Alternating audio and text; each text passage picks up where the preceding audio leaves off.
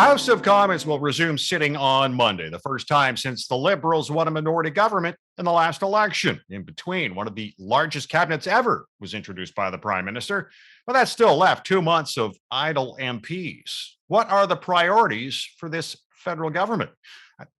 Hello and welcome to the Unpublished Cafe. I'm Ed Hand. We're coming to you from a remote location and practicing physical distancing to enhance safety. There's been a lot of road between the last election and the return to Parliament. The Liberals and NDP appear to be planning on working together on some shared goals, although leader Jagmeet Singh says not every vote will be a fait accompli. The return to Parliament comes with Canada in the fourth wave of the pandemic, the country's largest trading partner talking protectionism, and the devastating flooding that has swamped British Columbia. Our Unpublished.vote question asks, which priority of the government do you want addressed first? Vaccinations, paid sick leave, $10 a day childcare, ban on conversion therapy, Indigenous reconciliation, military reform, other, or none of the above. You can log on and vote right now at Unpublished.vote and have your voice heard.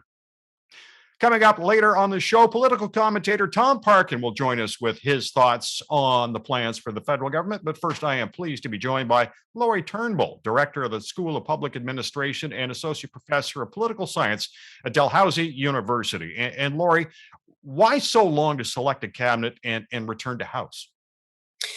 Yeah, so I think it's usually we see this happen pretty quickly, right? Like usually by the time an election is done, we have a 2-week period for the turnaround of a new cabinet, whether it's a returning government or a new government. This time, the Trudeau government really took their time. I think probably because there was no real sense of change after the election. There was really like not every result was the same, but really like the status of the government didn't change. It was still a minority. The numbers were kind of still the same. And I think Trudeau kind of knew from day one that probably a lot of his ministers would be returning. And so there wasn't the same sense of urgency to kind of make a big declaration on who was in cabinet. That said, it was noticed, I think, that he was clearly in no rush to do it, no rush to meet Parliament. So, why the long transition period other than he just didn't really feel any urgency around it. We talk about priorities for this next federal government. A lot of them were on the election campaign trail. Vaccines seems to be one of the big ones for the federal government, getting all federal workers to be vaccinated. Do you expect a push to continue to get all MPs vaccinated? As we know, there seems to be some disagreement about that in the House. Yeah, I mean, I think most of them are vaccinated, and that won't be an issue for them. I think where it's really becoming an issue, or where it could be an issue, is the Conservative Party, because they haven't been willing to say, yes, all of our MPs are double vaccinated. And I think O'Toole's perspective, his position on mandatory vaccines has cost him, both in terms of the election campaign and also now with a lack of clarity in his caucus about what he expects from MPs. So he keeps this, we're really encouraging, but we're not forcing. It should be your own choice, which then allows a bit of back and forth around the ideological piece around freedom to choose a vaccine, and then just the, get your MPs to work kind of piece. And so I think depending on what happens on Monday, that could be an issue going forward for sure. I wonder if, being cynical, but, playing politics and all that, would they continue, I guess the Liberals and the NDP, use it as a wedge against the Conservatives, as they seem to still be kind of afraid about this? Yeah, I mean, and I think it becomes potentially a visible issue to the extent that, like, if there are Conservative MPs that continuously don't show up and they're participating remotely, or are we going to have a kind of much more dramatic spectacle where people who are not double vaccinated show up and expect to get in? And will the Board of Internal Economy's decision be just taken? Or is it going to be a case where, if an MP is denied entry because of a lack of double vaccine, are they going to insist that the House votes to censor the person? Like, how is that all going to be resolved? We're kind of in uncharted territory, I think, in something like this, because the House is self-regulating, but this is a public health issue. Now, how much focus and effort do you expect on the $10 a day childcare with Ontario right now is basically the only holdout? Yeah, I mean, Alberta just signed, and it was the weirdest press conference ever, where like here's Trudeau trying to have this, okay, one more province is signed on, and Kenny's blaming him for everything, and it's just kind of weird. But I mean, we can see too, it seems to be cutting across a few issues. Like, I think the childcare piece is key for Trudeau. That's something that's a big focus for him in terms of resetting, I think, after COVID-19 and doing something that he's been campaigning on for a long time, the NDP will support. But I think Alberta's holding out and insisting that they want what Quebec has, right? I mean, the Prime Minister explained the Quebec plan has been existent for years and actually meets the criteria that the federal government set out for the other provinces. So there is no discrepancy between Quebec and Alberta in terms of what they're entitled to. But Kenny keeps sort of pushing this line around how Quebec gets a special deal and they shouldn't. That's going to be interesting when the MPs get in and start talking about the fact that the census results suggest that 3 more seats should be added in Alberta and 1 actually taken away in Quebec. I think this back and forth and kind of pulling on the ties that bind the federation is going to continue, be very pointed around Alberta and Quebec. And Jason Kenney is not necessarily in for a great time in his own party. He's facing leadership review this weekend. And so, yeah, like it's tense times for him for sure. Paid sick days for federal workers. That's something that, because we've heard paid sick days throughout the pandemic and why the need for it. But this is for federal workers, and considering some of those are the most secure jobs you can ever have. Does it really matter for them? They look at the private sector and everybody else who doesn't have it. Well, that's it. Like, I think the paid sick leave for federal workers is something that Trudeau and the Liberals can do very quickly, and the NDP will support. I think the harder question is, as you say, getting to much larger populations of workers that don't have this option. And so is the federal government going to gain some credibility in terms of setting an example? There are some plans, I think, afoot to work with other sectors, private sector, provincial governments, to see whether something like this can be more equitably and universally applied. But the government, like the federal government, can't do that on their own. One other issue that the Liberals say that they want to get onto right away is the ban on conversion therapy. And again, because the Conservatives are split on that one too. Yeah, you expect they're going to keep using this one as a wedge? I mean, I think that they're going to try to get that through quickly because they actually did get it through the House before dissolution. And if it hadn't been for the election call, the Senate could have potentially still passed it. And so I think that one plus C10, which I assume will be a new version of C10. I think they'll probably be keen to get those through the House as quickly as possible and get them back in line in the Senate where they were before the summer. The Conservatives, as we've been talking about, have been having a bit of a tumultuous time in caucus, and you expect, the Liberals and the NDP are going to continue to use that to their advantage. I think it is an advantage for them, whether they continue to use it that way or not. I mean, there's a lot of value in politics, as you know, to just letting the other person, the other team, set their own house on fire. And so I don't think the Liberals or the NDP are going to want to get their hands on it. They're just going to let that happen. And because the Conservatives seem really like, not only are they internally divided, but these factions are actually taking structure now, in that there's a civil libertarian caucus that is really kind of at odds, I think, with O'Toole's leadership. There's clear mobilization in the Senate around, I don't know how many of them want to sign Denise Batter's petition, if any, but the Conservatives are rallying around her in the Senate and saying, yeah, she might be out of the National Caucus, but she's still sitting with us. So clearly, some, not just some differences of opinion, but some organized differences around Erin O'Toole. Priorities do get sidetracked by unforeseen circumstances. And I'm talking about that flooding in British Columbia. It's just devastating. And do you see that stepping into the priorities as opposed to some of the other things? Absolutely. Like that will be, I think, an urgent issue as we go forward. And I think like even when the Prime Minister was at the summit in the US, a lot of his time in his press conferences was still spent on what's going on in British Columbia. The Prime Minister's back to Canada now. So I would think he'd probably be heading out there pretty soon. And I think we'll see what the government step in terms of relief packages now that we're starting to get a clear sense of how that's all going to go. And because we are dealing with minority government, put your prognostication hat on. How long do you see this government lasting? It'll last as long as Justin Trudeau wants it to last. Mm-hmm. And that could be 2 years. That could be 4 years if he wants it to be. I think it's really whether he can resist the temptation to try to get another majority if it looks like the numbers are lining up for him. And I mean, this time it looked like a majority was certainly possible for him, and it didn't work out. And so is he going to say, okay, I'm going to strike when the iron is hot again? I'm going to be more careful in my calculations and go at that perfect moment. Or if that doesn't present itself, am I going to make do with what I've got, knowing that the NDP is not going to trigger an early election. That's almost impossible. I mean, they're a strong minority. 160 seats is strong. They're not. It's not like they're on the margins here, right? And so Right. I think that that gives a lot of moral authority to govern. It gives a lot of space to cooperate with a party like the NDP. But I think too, we can, like, this prime minister, I don't think feels any sort of deference to the fact that he's a minority prime minister and not a majority. I don't think that phases him at all. And so we might see a reduced role for Parliament, reduced time for the government in Parliament, because that context is really where that minority exists for him, right? Like when he's on television, when he's meeting with international leaders, when he's making statements about what he wants to do, when he's meeting with premiers, he's the prime minister, right? And that minority kind of fades into the background. So I expect to see probably some less airtime for Parliament, for better or for worse.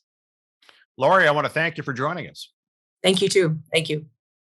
Laurie Turnbull's the director of the School of Public Administration and associate professor of political science at Dalhousie University. The federal Liberals return to Parliament looking much like they did before the election, with a minority, and that means they'll have to get the support of the bloc of the NDP to get legislation passed. Tom Parkin's a political commentator, and he joins us now. And Tom, how much do the Liberals and the NDP see eye to eye on issues, and which do you see being done first? Well, there's I think two parts to this. One is what people say, and then there's the trust of that, what people want to actually do. Because certainly in the past we've seen the Liberals, Trudeau, come out and make promises but not follow through on them. So this becomes part of the tension, I think, in terms of Democrats trying to get some issues dealt with. I'd also point out, Ed, that in the last Parliament. The last minority parliament, there are actually three routes to a majority: the Liberals with the Conservatives, Liberals with the Bloc, and Liberals with the NDP. And all three of those routes were used at various times. When the Liberals wanted to pass back to work legislation to preempt a strike, for example, they would team up with the Conservatives to do that. If they want to do something for Quebec, they would team up with the BQ to do that.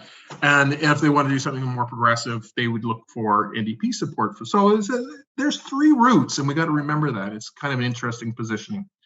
I think in terms of their alliance with the New Democrats, I think it's pretty clear what they will be looking for. There were some commitments made in the election campaign by Trudeau about sick leave, and that's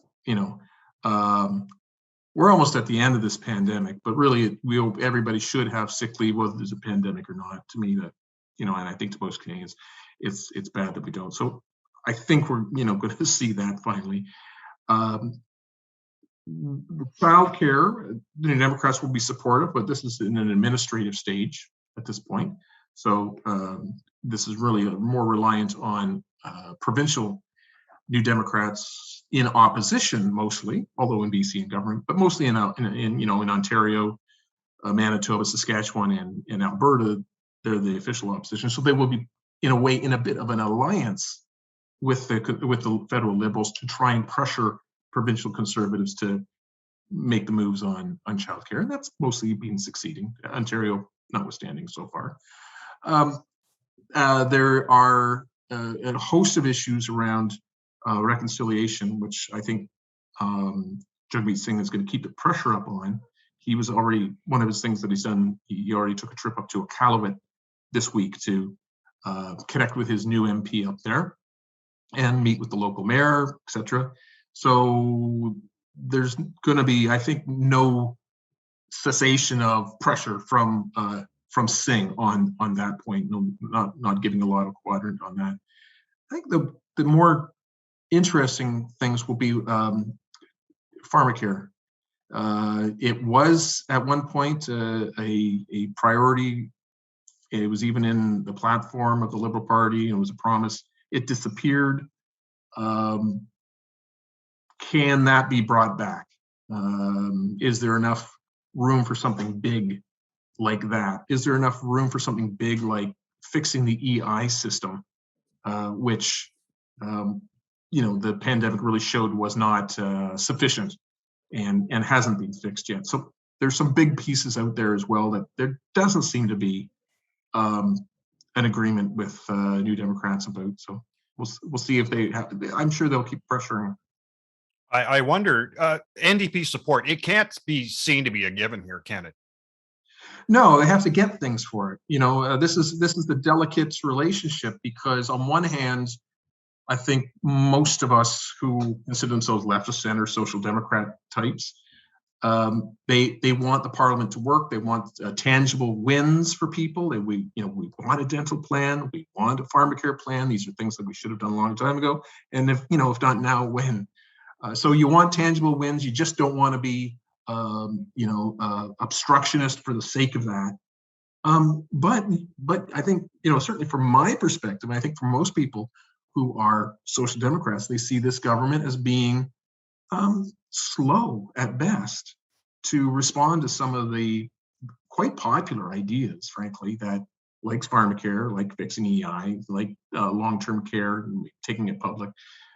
Very slow to respond to these kind of initiatives, I assume because lobbyists and stakeholders don't like those positions, and the Liberals are listening to them. So it's hard to, at one time, hold the hand, but at the same time trying to shake them to say, we need more from you. So that's going to be a delicate walk, because at what point is it just too frustrating for Mr. Singh to deal with Mr. Trudeau's slowness, and it tips into, well, we can't support you anymore. That's a real step, and if you want to push hard, but if you push so hard that you turn it into an issue of confidence, you've turned circumstances potentially against yourself. Yeah, Very, and then tricky. you get blamed for an uncalled or unwanted election, right? Unless you can have people on your side. Yeah. If you have people on your side, then that's great. But if you're seen as being intransigent and it's just opposition for the sake of opposition, not so great. Very bad. Will we see a return, or a full return to the House if the Conservatives aren't all vaccinated? Well, I truthfully don't know. There's an irony here, of course. A year or more ago, the Conservatives were fighting the idea of having virtual, being able to connect in the House of Commons virtually, and wanted to have everybody appear in person at the House of Commons. Now they're very much seem to be wanting to go the other way. From my own perspective, I think this pandemic has way proven that at least a fair bit of the time, MPs can successfully engage remotely. So why not? This is a huge country. I can't even imagine being an MP from Labrador or being an MP from Northern BC. I mean, it's not, if you come from Toronto or Montreal, it's easy. You get on a plane, you're there in an hour, you drive from Montreal. It's really a punishing job for those people. So why not? Why not let them be in their constituency, serving in their constituency, visiting people in their constituency, listening in their constituency as much as possible, rather than being on Air Canada? Well, you wonder if they have credibility. When we talk about these vaccines, they argue against vaccines for their members, yet they encourage everybody else to get it. It makes no sense. Yeah, the Conservatives are a real situation here. My thing with what I say about Mr. O'Toole is it's not really the band, it's the fans that are the problem. I mean, it's not Mr. O'Toole per se on this issue who's a problem. It's the others that won't let him set what the vast majority, the policy of the vast majority of Canadians think is reasonable. He's being held hostage by his own party, and it's a very difficult position for him. Exactly. Yeah, they are in a pickle. Do you expect the Liberals and the NDP to push their shared agenda quickly with obviously them in disarray? No, I don't. Oh, I okay. think them being in disarray to some extent allows the Liberals to not have to work very cooperatively, because they have this disarray going on, so they can play the Conservatives a bit and maybe get their support on issues from time to time, just to because I think the Conservatives have earned themselves a bad reputation of being intransigent and opposing just for opposing's sake. I don't know if Mr. O'Toole can break them of this habit of making them seem like they're a party that has a positive agenda and where it intersects with others, work with them. That makes sense, I think, to most people. But Yeah. he's going to have I think he's got a very tough time right now. I feel sort of bad for him because he's being attacked by people who are not really interested in making the Conservative Party a governing vehicle. They just want to be a sort of strange outsider group. And of course, the biggest story in this country over the last week has been the flooding in British Columbia. Yeah. And how do you see this ending, upending priorities? Well, I think it puts a huge accent on climate change. I mean, when you see the devastation, the economic devastation, let alone the human loss of life, the argument starts to be very clear that, is it going to cost something to transition off fossil fuel? Yeah, it is. Is it going to cost something if we don't? Well, I think we're already seeing it. So I think for people in British Columbia who've gone through fires and now floods, wait till we get the locusts on the prairies eating people's crops. This is where we're heading if we don't take a little bit more, start hitting goals, hitting targets, not just writing targets. Tom, I want to thank you for joining us. My pleasure. Thanks, Ed. Tom Parkin is a political commentator. Our Unpublished.vote question asks, which priority of the government do you want addressed first? Vaccinations, paid sick leave, $10 a day childcare, ban on conversion therapy, Indigenous reconciliation, or military reform? Other or none of the above? You can log on and vote right now at Unpublished.vote and have your voice heard. I want to thank our guests on the Unpublished Cafe, Dr. Laurie Turnbull of Dalhousie University and political commentator Tom Parkin. And I want to thank you for watching the Unpublished Cafe. Stay safe. I'm Ed Hand.